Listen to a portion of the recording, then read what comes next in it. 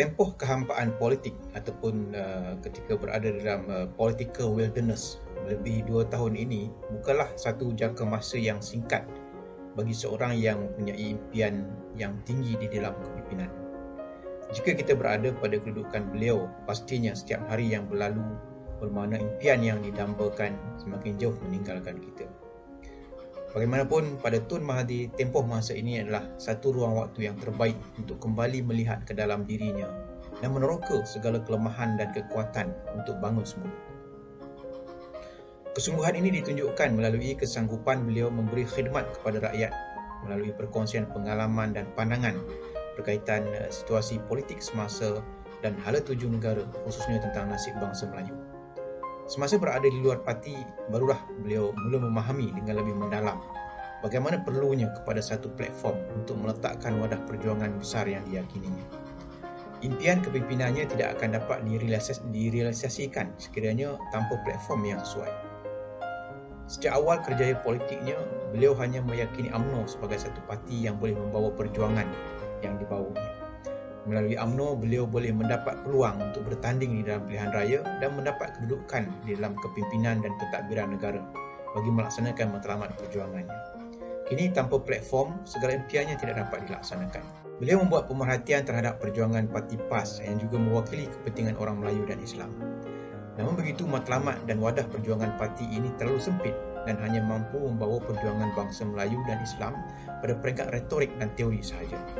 Ini disebabkan parti PAS tidak mempunyai kemampuan untuk menggabungkan kekuatan politik berbagai kaum bagi memerintah negara.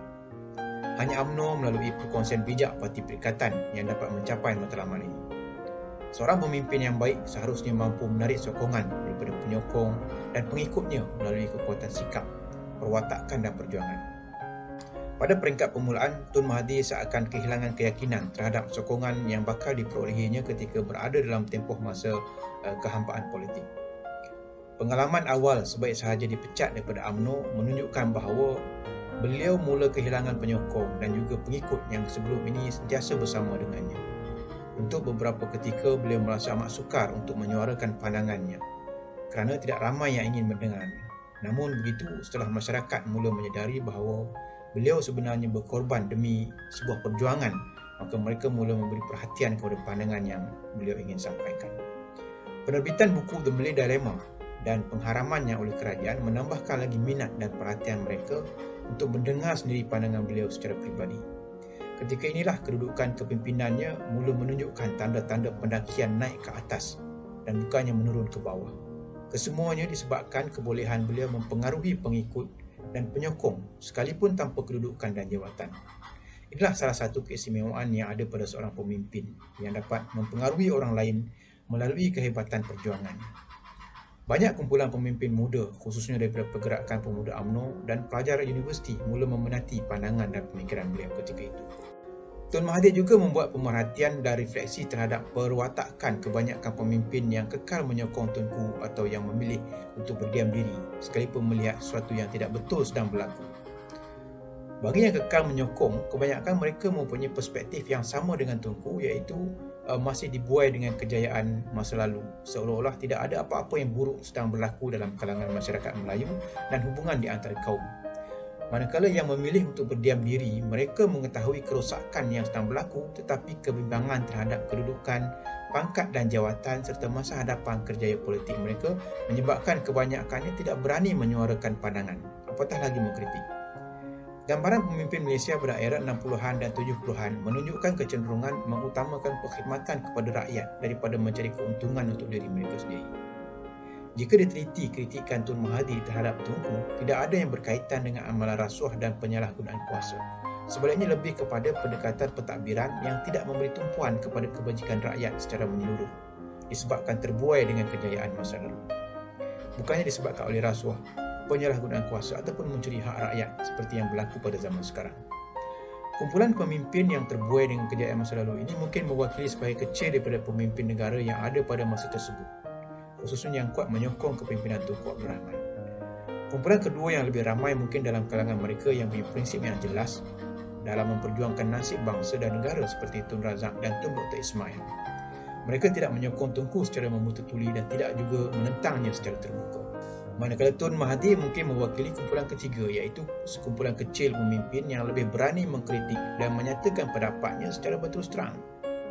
Keberanian Tun Mahathir mungkin jauh melebihi beberapa pemimpin lain yang berani mengkritik Tunku, kerana beliau bukan sahaja berani mengkritik, malahan sanggup dipecat, menghadapi risiko disekat kebebasan dan kemungkinan ditahan di bawah Akta Keselamatan Dalam Negeri. Pastinya antara hasil terbaik daripada proses pembelajaran refleksi Tun Mahathir sepanjang tempoh masa kehampaan politik ini ialah penerbitan buku The Malay Dilemma. Hasil refleksi ini adalah berbentuk pembinaan semula ataupun reconstructing, iaitu tahap tertinggi refleksi pembelajaran yang menggambarkan tahap pemikiran abstrak yang tinggi dimiliki oleh Tun Mahathir yang berjaya membuat generalisasi terhadap pengalaman yang diperolehi sebelum dan semasa berada dalam tempoh pemecatan ini. Buku The Malay Dilemma berkisar pada kisah kedudukan sosio-ekonomi orang dan pendidikan orang Melayu. Pembelajaran refleksi beliau dalam bab ke-19 dalam buku A Doctor in the House diakhiri dengan kemasukannya semula ke dalam UMNO pada bulan Februari tahun 1972. Beliau diterima dengan tangan terbuka oleh Tun Razak, tetapi tidak begitu mesra oleh sebahagian pemimpin kanan parti, khususnya yang masih menyokong Tunku atau yang merasa kedudukan mereka terancam dengan kemasukan beliau. Bagaimanapun, Tun Mahathir amat memahami bahawa beliau sekarang adalah orang yang berbeza daripada dahulu. Pembelajaran kepimpinan yang diperolehinya selama lebih 2 tahun dalam tempoh masa pemecatan menjadikan ramai pemimpin lain dalam parti sama ada kagum ataupun terancam. Oleh itu, beliau perlu melangkah dengan lebih yakin dan berhati-hati untuk menghadapi sebarang ujian dan masalah yang mendatang. Kini, laluan kepimpinannya kembali ke atas landasan semula. Peluang mendaki tangga yang lebih tinggi terbuka luas. Apa yang perlu dilakukannya adalah terus belajar tanpa jemu.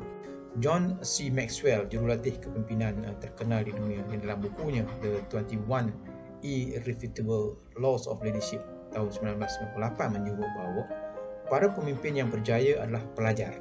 Successful leaders are learners. Setiap hari mereka belajar untuk menjadi lebih baik daripada hari sebelumnya. Pencapaian hari ini pula akan dijadikan asas pembelajaran untuk menjadi lebih baik pada keesokan harinya. Mereka membina wawasan kepimpinan masa hadapan melalui penghayatan terhadap pengalaman lepas. Pemimpin berwawasan adalah seorang pelajar yang sentiasa reflektif terhadap diri dan pencapaiannya. Mereka boleh melihat masa hadapan dengan membuat refleksi terhadap masa lepas. Hanya orang yang pernah melihat dan mengalami keterbatasan masa yang lepas yang mampu memahami dan meneroka ke masa hadapan yang tidak terbatas.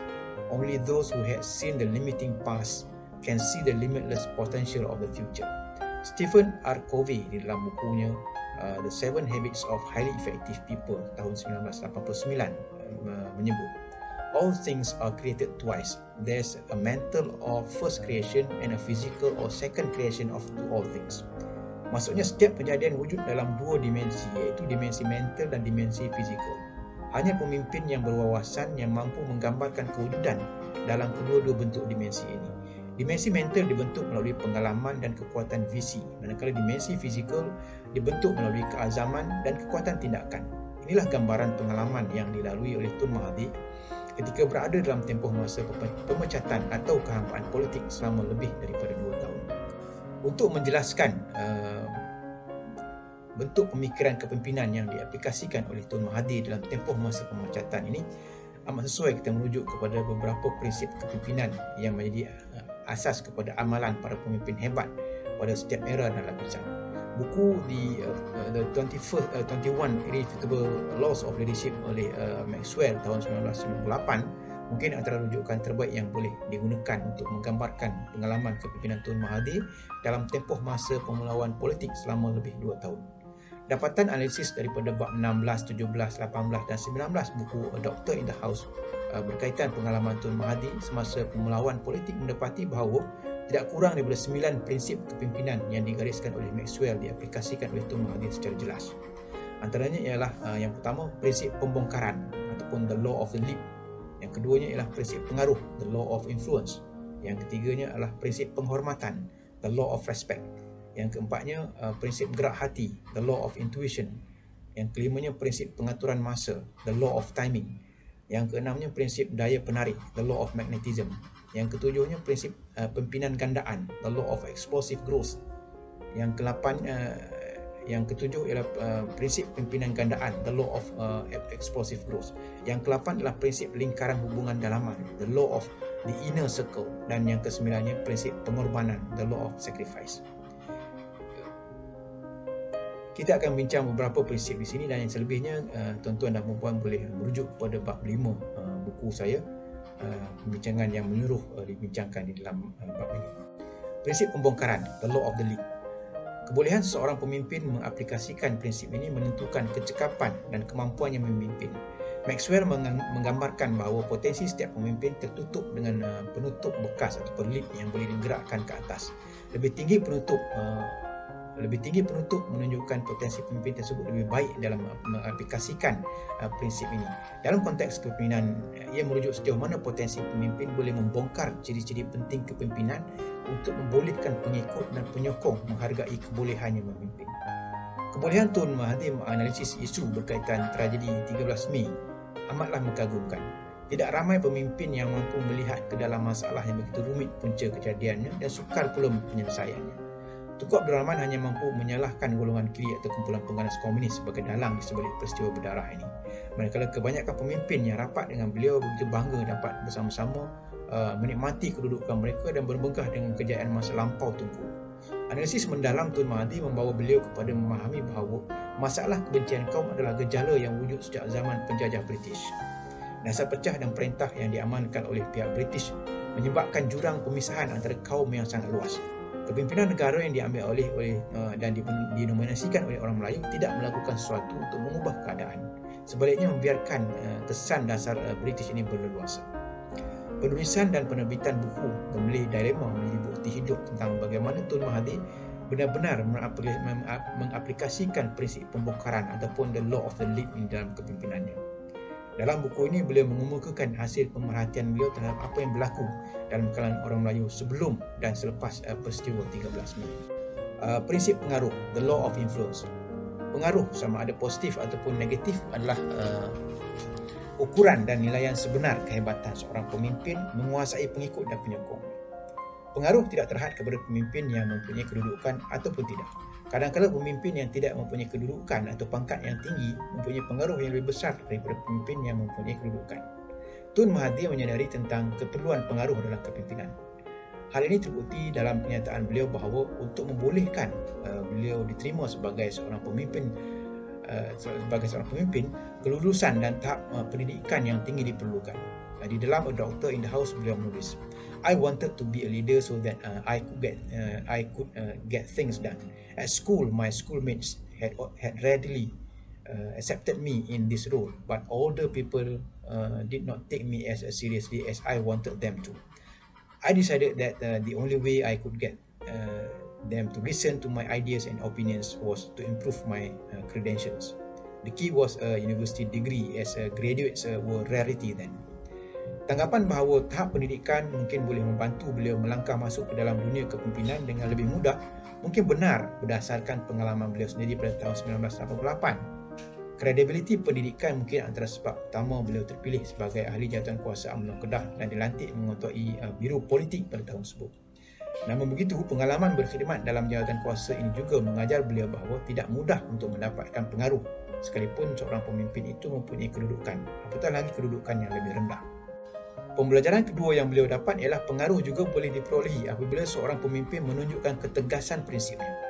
Hal ini boleh dikaitkan dengan keputusan beliau meletakkan jawatannya daripada jawatankuasa UMNO Kedah setelah Biro Politik yang diketuainya dibubarkan oleh parti atas arahan Tunku Abdul Rahman. Ketegasan prinsip ini juga ditunjukkan melalui keengganan beliau menerima tawaran bertanding dalam pilihan raya umum tahun 1959. Gambaran ketegasan prinsip ini bagaimanapun menarik minat Tun Razak untuk mengenali beliau dan mencadangkan namanya untuk dicalonkan bertanding di kursi Parlimen Kota Star Selatan dalam pilihan raya umum tahun 1964. Ciri kepimpinan berprinsip dan tegas juga beliau aplikasikan dalam menghadapi situasi genting pemecatan daripada UMNO pada tahun 1969. Sekali lagi, ia menghasilkan kesan besar kepada pembentukan pengaruh kepimpinan beliau sehinggalah mampu kembali ke pangkuan UMNO dengan kedudukan yang kuat dan mendapat sokongan ramai. Pengaruh juga dibina melalui kejelasan perjuangan yang dibawanya, khususnya seperti yang tergambar dalam penulisan Gemilih Dilema. Kejelasan perjuangan ini menyebabkan pandangan beliau begitu dikehendaki oleh masyarakat. Semasa dalam tempoh pemecatan, beliau dijemput untuk menyampaikan dan berkongsi pandangan beliau tentang perjuangannya dan masa hadapan negara. Bahkan Tun Razak sentiasa berharap agar beliau kembali ke pangkuan UMNO disebabkan kesungguhannya memperjuangkan nasib bangsa dan negara. Kesemuanya ini menyebabkan pengaruh kepimpinannya meningkat dengan begitu mendadak sepanjang tempoh masa pemecatan sehingga memberikan keyakinan kepada beliau untuk kembali kepada UMNO pada bulan Februari tahun 1972. Bukti kekuatan pengaruh yang dibinanya sepanjang tempoh pemecatan adalah jumlah undi terbanyak yang beliau perolehi dalam pemilihan ahli Majlis Tertinggi UMNO hanya selepas beberapa bulan sahaja kembali menjadi ahli parti. Prinsip penghormatan, the law of respect. Berdasarkan kepada prinsip penghormatan atau the law of respect Maxwell ini, seorang pemimpin akan dituruti sekiranya dia dapat menunjukkan bahawa dirinya mempunyai nilai kekuatan kepimpinan melebihi daripada pengikut atau pemimpin di bawahnya. Pada peringkat pengikut atau penyokong, prinsip ini difahami sebagai keadaan dan kedudukan seorang pemimpin yang dianggap mempunyai keistimewaan tertentu jauh melebihi orang kebanyakan dan layak untuk memimpin mereka. Merujuk kepada pemimpin, khususnya pemimpin muda yang berada di bawah prinsip ini, membolehkan mereka mencari dan mengenal pasti pemimpin yang berada di atas atau lebih berpengalaman untuk dijadikan sebagai mentor atau pembimbing dalam mempelajari dan melatih kemahiran kepimpinan. Prinsip ini saling bertindak dengan prinsip pementoran ataupun the law of reproduction. Tun Mahathir juga mula mengaplikasikan prinsip penghormatan ini sejak mengenali dengan dekat kepribadian dan perwatakan kepimpinan Tun Razak.